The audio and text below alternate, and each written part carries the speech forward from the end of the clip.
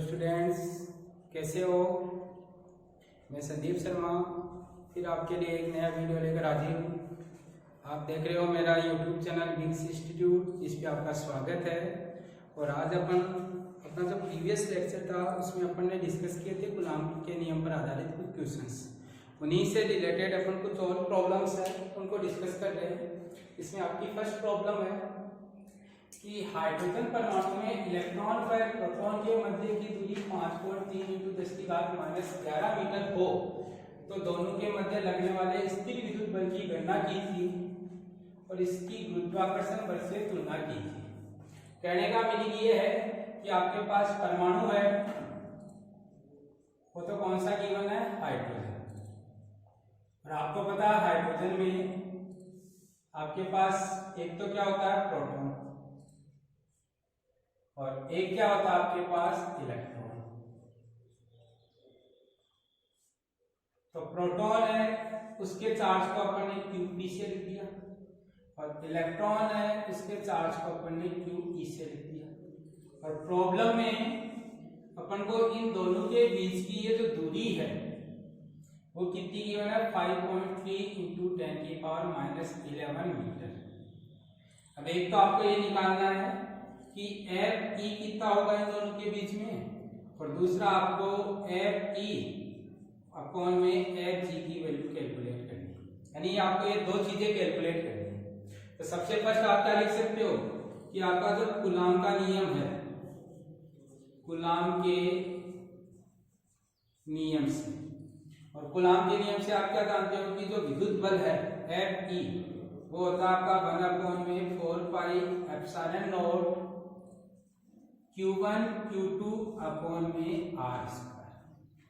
अभी अपनी जो प्रॉब्लम है इस प्रॉब्लम में Q1 गिवन है, Q2 गिवन है और R गिवन है, और 1/4πε0 अपन जानते ही। जैसे अगर अपन बात करें तो 1/4πε0 की जगह तो लिख दिया अपन ने 9 × 10⁹। इसकी वैल्यू मैंने आपको पढ़ा रखी है, क्या होता है 9 × 10⁹। Q1 की जगह लिख दिया QT × QE अपॉन में R आपको क्वेश्चन में 5.3 × 10⁻11 गिवन है, उसका स्क्वायर कर दिया आपने। नेक्स्ट आपको क्या गिवन है कि 9 × 10⁹ QP और QE दोनों की वैल्यू अपन को पता है, दोनों बराबर होता है 1.6 × 10⁻19 × 1.6 × 10⁻19 अपॉन में 5.3 × 10⁻11 का स्क्वायर। इसको सोल्व करोगे तो ये जो वैल्यू है आपकी, ये वैल्यू आपके पास निकल कर आएगी 8.2 × 10⁸ मीटर। तो पहला क्वेश्चन आपको पूछा था कि लगने वाले स्थिर विद्युत बल की गणना कीजिए। क्या किया आपने कि कूलॉम के नियम से आप ये सूत्र जानते हो, इस सूत्र में आपको वैल्यू रखनी है। वैल्यू के लिए आपको पता है कि इसकी पूरे की वैल्यू तो 9 × 10⁹ होती है। Q1 आपका QP है, Q2 आपके पास QE है और उसके साथ साथ R आपको ये गिवन है। इन तीनों की वैल्यू अपन यहाँ पुट करके सोल्व करते तो ये बल निकल कर आ जाता आपके पास। दूसरा किसके साथ तुलना करनी है, गुरुत्वाकर्षण बल से। तो आपने इसके मास को तो लिख दिया mp और इसका जो मास है उसको लिख दिया आपने me से, और mp है वो आपका 1.67 × 10⁻27 kg होता है। यानी प्रोटॉन का द्रव्यमान तो इतना होता है। इलेक्ट्रॉन का द्रव्यमान आप लिख सकते हो 9.1 × 10⁻31 kg। दूरी आपको गिवन है। अब क्या लिख सकते हो आप, गुरुत्वाकर्षण के नियम से या गुरुत्वाकर्षण के सार्वत्रिक नियम या न्यूटन के गुरुत्वाकर्षण के नियम से आप लिख सकते हो Hg = Gm1 m2 अपॉन में R²। ये पढ़ाया मैंने आपको। अब अगर आप यहाँ वैल्यू पुट करोगे तो Hg = G की जगह तो आप लिख सकते हो 6.67 × 10⁻11, m1 की जगह 1.67 × 10⁻27 और m2 की जगह आप लिख सकते हो 9.1 × की पावर -31 अपॉन में 5.3 इंटू 10 की पावर -11 का स्क्वायर। इसको जब आप सोल्व करोगे तो इसकी जो वैल्यू है वो आपके पास निकल कर आएगी 3.6 इंटू 10 की पावर -47 न्यूटन। अब आपको करना क्या है, आपको करना है एफ ई अपॉन में एफ जी। एफ ई तो आपके पास ये है 8.2 इंटू 10 की पावर 8 और दूसरा आपके पास एफ जी यहां से आया 3.6 इंटू 10 की पावर -47। इसको सॉल्व करोगे तो नियरली इक्वल टू इसकी वैल्यू निकल कर आएगी 2.2 इंटू 10 की पावर 47 में से आपका 8 सब्ट्रैक्ट होगा तो आपके पास यहां से कितना आ जाएगा 39। यहां आएगा आपके पास -8। तो ये आपके पास क्या आ गया इसकी वैल्यू। अब आपको क्वेश्चन ऐसे भी पूछा जा सकता है कि अगर अपन एक इलेक्ट्रॉन और एक प्रोटॉन लें, उनको अगर एक समान दूरी पर रखें तो उनके मध्य लगने वाले विद्युत बल और गुरुत्वीय बल है उनका बल का जो अनुपात है उसकी कोटि क्या होगी, तो उसकी कोटि आपके पास 10 की पावर 39 होगी। इस पे बेस्ड में क्वेश्चन आपको एक क्वेश्चन करवा चुका हूं पहले। ये आपकी प्रॉब्लम है, किसी बच्चे को कोई दिक्कत नहीं है, क्लियर है। आगे बढ़ूं, नेक्स्ट आपकी जो प्रॉब्लम है वो गिवन है कि यदि दो धनायन जिन पर समान आवेश हो तो 5 एंगस्ट्रॉम की दूरी पर एक दूसरे को 3.7 इंटू 10 की पावर -7 न्यूटन बल से प्रतिकर्षित करें तो ज्ञात कीजिए धनायनों में उदासीन परमाणु की तुलना में कितने कम इलेक्ट्रॉन उपस्थित होंगे। तो अब अगर आप क्वेश्चन की बात करो तो क्वेश्चन में पहले तो क्वेश्चन का मीनिंग समझो क्या है। तो क्वेश्चन में आपको कहा है कि दो धनायन, तो मैंने एक तो ये ले लिया प्लस फर्स्ट पार्टिकल और ये प्लस सेकंड पार्टिकल, यानी तो ये कोई दो धनायन है जिनको अपन ने एक दूसरे से 5 एंगस्ट्रॉम की दूरी पर रखा। अब कह रहा है कि इसके कारण इस पे बल लगेगा और इसके कारण इस पे बल लगेगा और इस बल का मान अपन को गिवन है F = 3.7 इंटू 10 की घात -7 न्यूटन। अब बोला कितने कम इलेक्ट्रॉन उपस्थित होंगे। अब आपको पता है कि किसी भी वस्तु को धनायन या धनावेश देते हैं तो क्या करना पड़ेगा, उसमें से इलेक्ट्रॉन हटाने पड़ेंगे और इलेक्ट्रॉन हटाएंगे तो यानी कि उसमें इलेक्ट्रॉनों की क्या हो जाएगी, कमी हो जाएगी। तो अपन को यही पूछा है कि कितने इलेक्ट्रॉन कम होंगे, यानी क्वेश्चन में अपन को किसकी वैल्यू कैलकुलेट करनी है, n की वैल्यू कैलकुलेट करनी है। अब आप जानते हो कि F गिवन है, दूसरा आपके पास R गिवन है, क्या नहीं गिवन है, Q नहीं गिवन है। और आपको पता है कि जो n है वो जानते हो आप क्या होता है Q/E, यानी प्रॉब्लम के अकॉर्डिंग अगर आपके पास कैसे भी करके Q की वैल्यू आ जाए तो आप इस प्रॉब्लम को क्या कर सकते हो, सॉल्व कर सकते हो। तो इसके लिए अपने पास जानते हैं कि कूलाम का जो नियम होता है उस कूलाम के नियम से F बराबर अपन जानते हैं 1/4 pi epsilon not Q1 Q2 upon में R²। अब आपको पता है कि यहाँ दोनों धनावेश है वो समान गिवन है, यानी Q1 और Q2 दोनों को अपन ने क्या मान लिया Q। R अपनी एंगस्ट्रॉम में गिवन है, इसको मीटर में कन्वर्ट करोगे तो 10 की घात -10 से मल्टीप्लाई कर दिया। ध्यान रखना अगर कभी भी आपको एंगस्ट्रॉम में कोई दूरी गिवन हो और उसको किस में बदलना हो, मीटर में, तो कितने से मल्टीप्लाई करना है, 10 की घात -10 से आपको मल्टीप्लाई करना है। अकॉर्डिंग टू क्वेश्चन अपन वैल्यू रखें तो आपके पास f की जगह तो रख सकते हैं 3.7 इंटू 10 की पावर -7। ऐसे ही अगर अपन Q1 की जगह Q रख दिया, Q2 की जगह Q रख दिया और 1/4 पाई एप्सिलॉन नॉट की जगह अपन ने रख दिया 9 इंटू 10 की पावर 9। R की जगह रख दिया अपन ने 5 इंटू 10 की पावर -10 का स्क्वायर।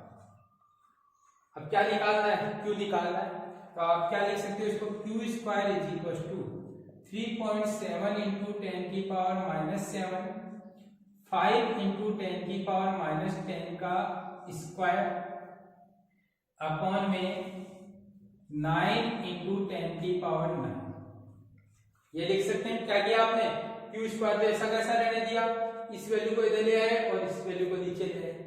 अब अपन को क्यू निकालना है तो क्यू इज इक्वल टू लिख सकते हो अंडर रूट 3.7 इंटू 10 की पावर माइनस 7, 5 इंटू 10 की पावर माइनस 10 अपॉन में 9 इंटू 10 की पावर 9।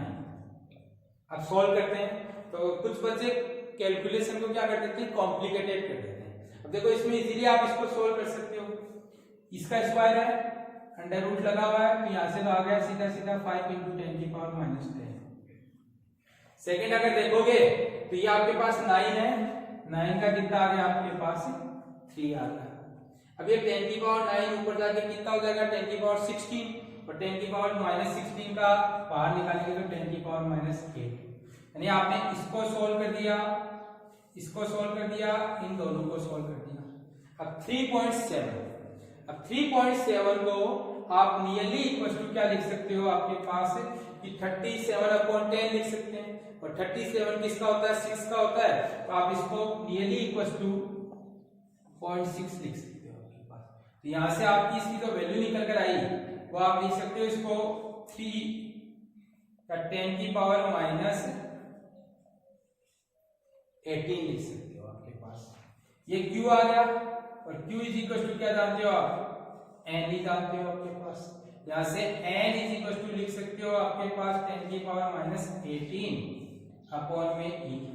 यहां से इसको सोल्व करोगे तो 10 की पावर माइनस 18 अपॉन में 1.6 इंटू 10 की पावर माइनस 19। इसी को लिख सकते हो आप 10 अपॉन में 16 पॉइंट या 100 अपॉन में 60। नियरली इक्वल टू इसको डिवाइड करोगे तो आपके पास जो इलेक्ट्रॉन है वो 6 के आसपास आ जाएगा। अब अपन ने ये अप्रोक्सीमेट निकाला है, एक्यूरेट नहीं निकाला है। आप इस 3.7 का अंडर रूट यहाँ एक्यूरेट निकाल के इसकी वैल्यू क्या कर सकते हो, एक्यूरेट कैलकुलेट कर सकते हो। आपको मेथड सीखना है कि आप किस तरीके से नंबर ऑफ इलेक्ट्रॉन क्या कर सकते हो, आइडेंटिफाई कर सकते हो। इस प्रॉब्लम में भी किसी को दिक्कत नहीं होनी चाहिए, सिंपल प्रॉब्लम है, वैल्यू रखनी है और वैल्यू रखने के बाद में अपन को क्या करनी है, कैलकुलेशन सॉल्व करनी है। नेक्स्ट थर्ड प्रॉब्लम गिवन है कि कोई दो बिंदु आवेश है जिनको मुक्त स्पेस यानी कि निर्वात में रखें तो कितने न्यूटन का बल लगता है, 18 न्यूटन का। अब कह रहा है कि दूरी को नियत रखते हुए अगर इनको ग्लास में रखें तो बताओ बल की गणना क्या होगी। तो आपको याद हो तो मैंने एक सूत्र लिखा रखा है, तो आपको F माध्यम बराबर F निर्वात अपॉन में एप्सिलॉन r। F निर्वात है वो आपको 18 गिवन है और इसका पराविद्युतांक वो कितना गिवन है, 6 गिवन है। सॉल्व किया तो इसकी जो वैल्यू निकल कर आई वो कितनी वैल्यू निकल कर आ गई, 3 न्यूटन। अब आपको इसका उल्टा भी दे सकते हैं, माध्यम में बल दे दे, निर्वात में बल दे दे, बोले पराविद्युतांक निकालो, तब भी आपको क्या करना है, यही सूत्र काम में लेना आपके पास, कोई दिक्कत नहीं है, सिंपल प्रॉब्लम थी ये। तो नेक्स्ट प्रॉब्लम है कि दो बिंदु आवेशों को हवा में r दूरी पर रखने पर F बल लगता है। यदि दोनों आवेशों को k पराविद्युतांक के किसी माध्यम में r' दूरी पर रखने पर समान बल लगे तो r' का मान ज्ञात कीजिए। तो क्वेश्चन में क्या गिवन है आपको कि आपका जो निर्वात में बल है वो कितना है, F, और इसको आप लिख सकते हो 1/4 pi epsilon not Q1 Q2 upon में r स्क्वायर। अब अपन ने मान लिया कि जो माध्यम में बल है वो अपन जानते हैं माध्यम में बल, और माध्यम में बल हो गया F माध्यम, और ये निकालने का सूत्र होता है 1/4 pi epsilon not into epsilon r Q1 Q2 upon में r स्क्वायर। अभी अपन को क्वेश्चन में कह रहा है कि एप्सिलॉन r की जगह तो रखो k और r की जगह रखो r', तो आपके पास F निर्वात है वो किसके बराबर मिलेगा, F माध्यम के। देखो क्वेश्चन को पढ़ो ढंग से, r' दूरी पर रखने पर समान बल लगे, यानी कि पहले के बराबर लगे, यानी कि F निर्वात किसके बराबर हो गया, F माध्यम के बराबर हो गया। तब आपके पास F निर्वात की जगह तो लिख सकते हो 1/4 pi epsilon not Q1 Q2 upon में R square is equal to 1/4 pi epsilon not, इसकी जगह तो रखना है K, Q1 Q2 अपॉन में इस R की जगह रखना R डैश का स्क्वायर, ये कट गया, Q1 Q2 से Q1 Q2 कट गया, यहाँ बचा आपका R स्क्वायर ऊपर ले गए, और यहाँ बचा आपका K इंटू R डैश का स्क्वायर, दोनों साइड अगर अंडर रूट लें तो ये बचा R is equal to R dash into under root K। अब आपको निकालना क्या था, R डैश निकालना था, तो R dash is equal to लिख सकते हो R अपॉन में अंडर रूट K। तो आपने क्या किया कि क्वेश्चन के अकॉर्डिंग अगर किसी प्रॉब्लम को क्या करोगे, अटेम्प्ट करोगे, तो आप इजीली क्या कर सकते हो, उसको सॉल्व कर सकते हो आपके पास। तो अपना ये था प्रॉब्लम नंबर 4। देखो स्टूडेंट, आपकी नेक्स्ट प्रॉब्लम है कि दो छोटे गोलों के समान जिनका द्रव्यमान 200 ग्राम है को एक 40 सेंटीमीटर लंबाई की रस्सी से प्रत्येक गोले को लटकाया गया है। क्वेश्चन में क्या कह रहा है कि आपके पास कोई हुक है और इस हुक से आपके पास ये कोई दो रस्सियां हैं जिन पे अपन ने कोई दो छोटे गोले हैं जिनका द्रव्यमान m है, तो कितना की होना 200 ग्राम, जिसको अपन 0.2 kg भी लिख सकते हैं, दिया गया। अब कह रहा है कि इस रस्सी से इनको क्या किया गया, लटकाया गया है, और इस रस्सी की जो लंबाई है वो कितनी की होना आपको 40 सेंटीमीटर। नेक्स्ट कह रहा है यदि गोलू का आवेश एक समान हो, यानी कि इसका भी आवेश Q है और इसका भी आवेश क्या है, Q है, तो बोला है संतुलन अवस्था में उनके मध्य की दूरी 4 सेंटीमीटर है, यानी कि जब इनके बीच में प्रतिकर्षण बल लगेगा तो एक स्थिति ऐसी आएगी जिसमें संतुलन होगा, उस टाइम पे इनके बीच की दूरी कितनी हो जाएगी, 4 सेंटीमीटर। अब आपको बोला प्रत्येक गोले का आवेश ज्ञात कीजिए, ये आपकी प्रॉब्लम है। इस प्रॉब्लम में अगर अपन देखें तो जैसे अगर इस पे अपने कोई स्ट्रेट लाइन ड्रॉ करें तो आप कह सकते हो कि ये रस्सी वर्टिकल के साथ यहाँ कितना एंगल बना रही है, थीटा एंगल। अगर ये एंगल थीटा होगा तो आपके पास ये वाला जो एंगल है वो भी क्या होगा, थीटा। अब इसका द्रव्यमान m है, तो इस m द्रव्यमान के कारण इस पे mg जो भार है वो क्या लगेगा, नीचे की ओर लगेगा, और इस आवेश q के कारण इस पे जो बल है वो QFE है वो आपका इस तरीके से लगेगा, और इस रस्सी में तनाव जो T है वो आपका इस तरीके से आएगा। तो आप 11वीं क्लास में FED पढ़ के आए हो, जिसमें FED में क्या करते थे, किसी भी वस्तु पर लगने वाले जितने भी बल होते थे उनको निरूपित करने का काम करते थे। तो अपन ने ये बल निरूपित कर दिए। इस T के दो कंपोनेंट ले, तो इधर तो आ गया आपका T cos थीटा और इस साइड आ गया आपके पास T sin थीटा। अब आप ये कह सकते हो कि अगर संतुलन अवस्था होगी तो आप लिखोगे संतुलन अवस्था में T cos थीटा को तो इक्वल होना पड़ेगा mg के, और T sin थीटा को इक्वल होना पड़ेगा किसके, Fe के। आपके पास देख रहे हैं अपन डायग्राम में कि अगर ये द्रव्यमान संतुलन अवस्था में है तो ऊपर की ओर लगने वाला बल नीचे की ओर लगने वाले बल के बराबर होगा, लेफ्ट में लगने वाला बल राइट में लगने वाले बल के बराबर होगा। अब इसको मैंने इक्वेशन फर्स्ट नाम दे दिया, इसको इक्वेशन सेकंड। तो आपने क्या किया, 1 डिवाइड बाई सेकंड किया, तो आपका यहां से आ गया T sin थीटा अपॉन में T cos theta is equal to Fe upon में mg। T से T तो कट गया और ये बन गया आपका tan theta is equal to Fe upon में क्या लिख सकते हो आप, इसको mg लिख सकते हो। अब आपको निकालना क्या है, आपको ये निकालना है कि आवेश क्या होगा। तो आप जानते हो Fe है, इसको अपन 1/4πε0 Q1 Q2 अपॉन में क्या लिख सकते हैं, R स्क्वायर लिख सकते हैं। अब आपको क्वेश्चन में Q1 और Q2 तो गिवन है Q के इक्वल, और R आपको 4 सेंटीमीटर गिवन है, जिसको आप 4 × 10⁻² मीटर लिख सकते हो।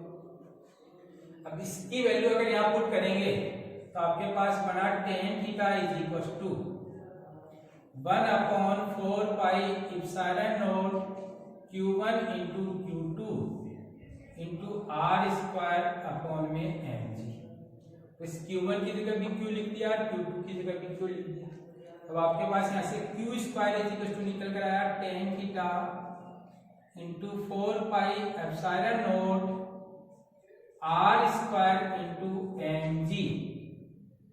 और अब ये आपके पास आ गया, क्या कि आपने इस पूरी क्वांटिटी को इससे मल्टीप्लाई कर दिया, या Q ये भी लिख सकते हो √tan θ × 4πε0 R² × mg।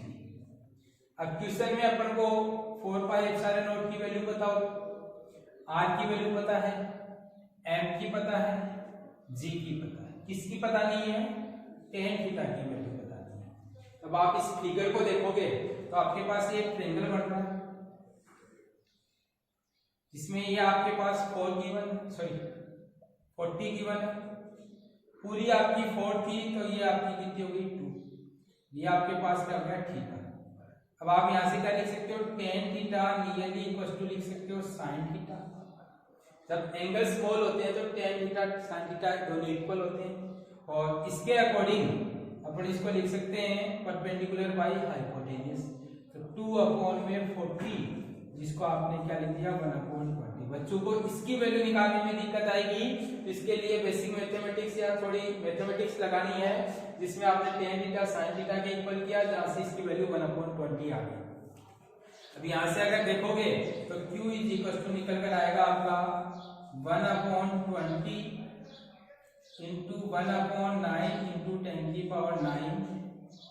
R की वैल्यू हो गई आपके पास 4 × 10⁻²², और आपके पास m है वो 0.2 है, g आपके पास कितना है 10 है। इसको सोल्व करोगे तो आपके पास आंसर किस में आ जाएगा, आपका कूलम में आ जाएगा आपके पास। ये तो थी आपकी फर्स्ट प्रॉब्लम, जिसमें आपके पास ये गिवन था कि दो गोले हैं जिनको अपन ने एक रस्सी से लटकाया है, संतुलन अवस्था हो तो बताओ उनमें आवेश का मान कितना होगा। इसमें किसी बच्चे को कोई दिक्कत नहीं होनी चाहिए, सिंपल कैलकुलेशन है, कर लेना। सेकंड अगर प्रॉब्लम की बात करोगे आप, तो आपकी नेक्स्ट प्रॉब्लम नंबर 6 आता है। वो आपको ये बोल रही है कि दो एक समान आवेशित गोलों को एक समान लंबाई की रस्सी से लटकाया गया है, रस्सियों के मध्य का कोण 30 डिग्री है। तो ये सेम क्वेश्चन आपका, बस थोड़ा सा चेंज है। ये रस्सी है, इनके बीच का ये कोण कितना दे दिया आपको 30 डिग्री। ये आपके पास दो एक समान द्रव्यमान के गोले हैं, आवेशित है, इसका आवेश PQ है, इसका आवेश PQ है। कह रहा है कि जब इनको लटकाया तो इनके बीच का कोण कितना है 30 डिग्री। तो आप ये कह सकते हो कि पहली कंडीशन है आपकी हवा, तो हवा में आपके पास ये W है, ये आपका T है, जिसके कारण इसमें क्या लग रहा है आपका Fe लग रहा है। यही डायग्राम अपन दोबारा ड्रॉ कर लें। ये अभी अपन ने एंगल है वो कितना मान लिया थीटा, ये वाला एंगल भी कितना हो जाएगा थीटा हो जाएगा आपके पास।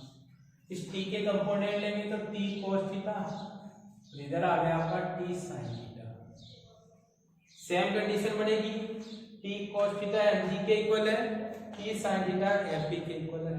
इसको इससे डिवाइड करेंगे तो आपके पास tan थीटा निकल कर आ गया आपका Fe अपॉन में किसके इक्वल निकल कर आ गया W के। अभी अपन mg की जगह क्या यूज में ले रहे हैं W। ये आपकी इक्वेशन नंबर फर्स्ट हो। सेकंड कह रहा है कि दरों में, जब इनको दरों में ले जाते हैं तो आपके पास कह रहा है कि एंगल तो सेम रहता है, ये बॉल है,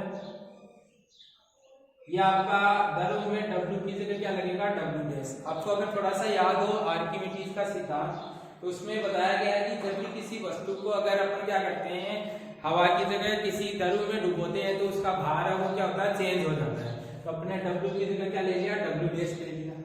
ये आपका F है, ये आपके पास क्या है, T है। ये अभी अपने एंगल मान लिया थीटा, थीटा डैश। ये आपके पास आ गया T cos थीटा डैश और इधर आ गया आपके पास T sin थीटा डैश।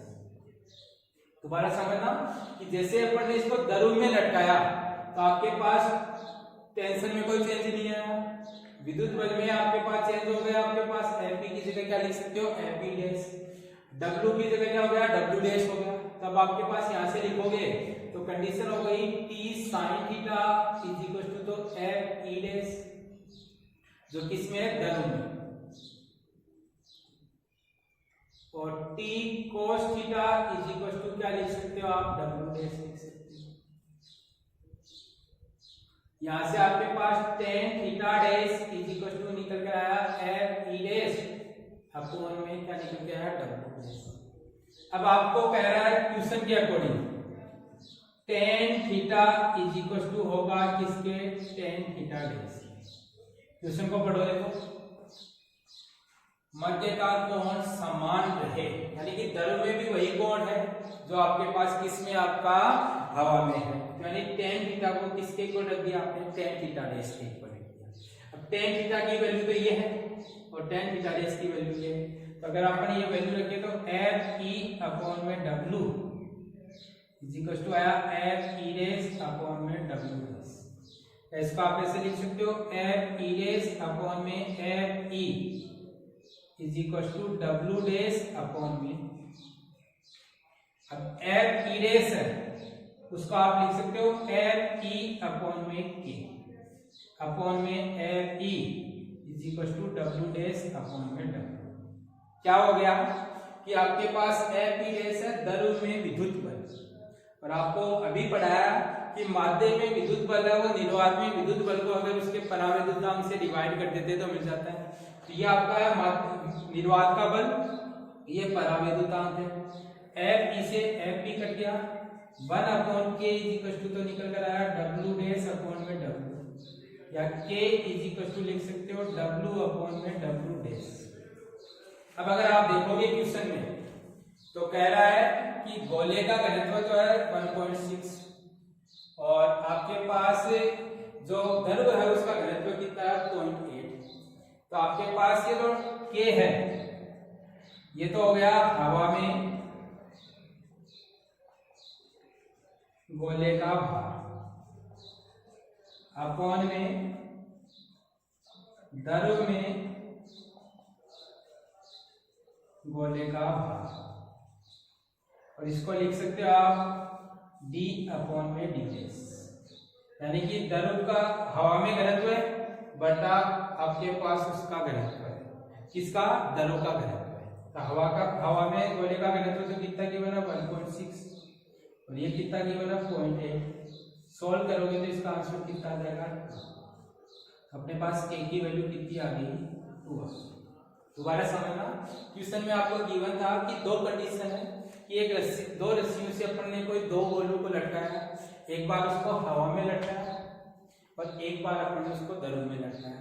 हवा में लटकाया, द्रव में लटकाया, दोनों केस में कोण क्या रहते हैं, एक समान रहते हैं। तो आपने सिंपल कंडीशन लगाई है कि जब भी किसी रस्सी से अगर किसी द्रव्यमान को लटकाते हैं तो ये आपका फ्री बॉडी डायग्राम बनेगा। इस फ्री बॉडी डायग्राम में आपके पास संतुलन अवस्था की कंडीशनें लगाई हैं और उसके बेसिस पे tan थीटा की वैल्यू निकाली। tan थीटा की वैल्यू आपके पास क्या हो रहा है कि जब द्रव में रखेंगे तो एक तो आपका विद्युत बल चेंज होगा, एक आपके पास क्या चेंज हो जाएगा, भार चेंज हो जाएगा।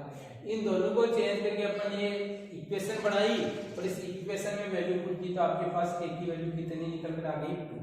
अब आपको यहाँ पे क्या ध्यान रखना है कि हवा में गोले का भार बटा द्रव में गोले का भार, गोले की जगह कोई भी वस्तु हो सकती है तो वो होगा आपके पास कि वस्तु का घनत्व बटा द्रव का घनत्व।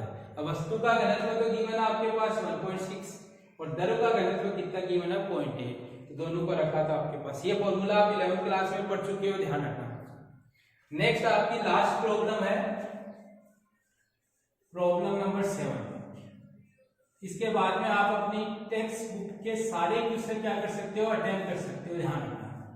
तो आपके पास कह रहा है कि दो गोलाकार चालक बी व सी जिनकी त्रिज्या एक समान है, दोनों पे समान आवेश है, को कुछ दूरी पर रखने पर उनके मध्य प्रतिकर्षण बल F लगता है। तो ये आपके पास दो गोले हैं, तो B और ये C। इसका आवेश Q ले लिया, इसका आवेश Q ले लिया। इनको अपन ने कुछ दूरी D पर रखा, तो इनके बीच में बल लगा F = 1/4 pi epsilon not Q into Q upon में D का स्क्वायर। ये पहली कंडीशन गिवन। अब कह रहा है कि गोला तीसरा गोला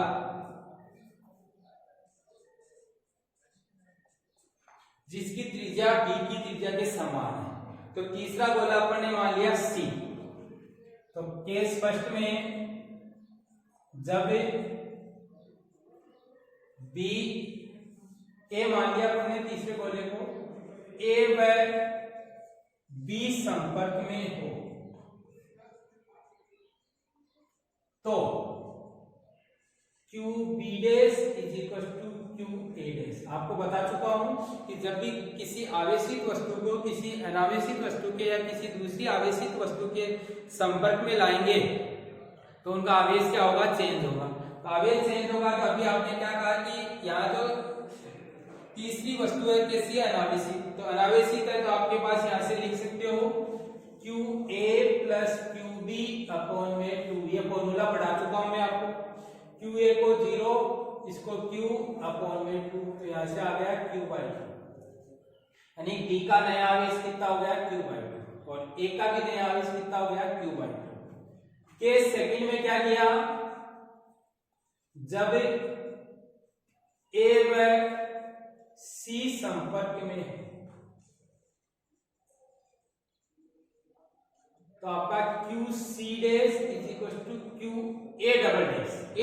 क्यों किया, क्योंकि इस बार आपका आवेश दोबारा क्या होगा, चेंज होगा। इसको लिखोगे आप QA' + QC अपॉन में 2। QA' कितना है, Q/2 प्लस Q अपॉन में 2। इसको सोल्व करोगे तो ये आएगा 3Q अपॉन में 4। तब आपका नया आवेश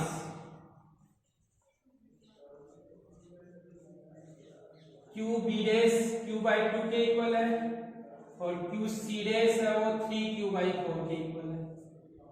तो नया बल F' = लिख सकते हो 1/4 pi epsilon not QB' into QC' upon में D का स्क्वायर। यहां से सोल्व करें तो 1/4 पाई एप्सिलॉन नॉट QB' आपका 3Q/4 आया, Q/2, और ये 3Q/4 अपॉन में D स्क्वायर। इसको सोल्व करेंगे तो ये 3/8 तो आगे आ गया, 1/4 pi epsilon not Q into Q upon में D स्क्वायर। इस पूरे को आप लिख सकते हैं, तो F' = हो गया 3F अपॉन में 8। अब आपको क्या ध्यान रखना है कि एक तो ये फॉर्मूला ध्यान रखना है, जब दो वस्तुओं को एक दूसरे के संपर्क में लाया जाए तो नया आवेश Q' = Q1 + Q2/2। ये आपको ये कह रहा है कि जब भी कोई दो वस्तुओं को जिनको आवेशित है एक दूसरे के संपर्क में लाएंगे तो नया आवेश Q' है वो दोनों आवेशों का योग /2 हो जाएगा।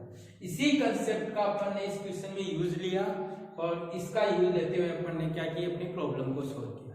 तो बच्चों, इसको देखने के बाद में आप क्या कर सकते हो, अपने टेक्स्ट बुक के जो कूलाम के नियम पर आधारित जितने भी क्वेश्चंस हैं उनको क्या कर सकते हो, अटेम्प्ट कर सकते हो। और प्रीवियस ईयर्स के जो भी कंपटीशन एग्जाम है उनमें भी आप कूलाम के नियम पर आधारित बिना सदिश निरूपण वाले सारे क्वेश्चन क्या कर सकते हो, अटेम्प्ट कर सकते हो।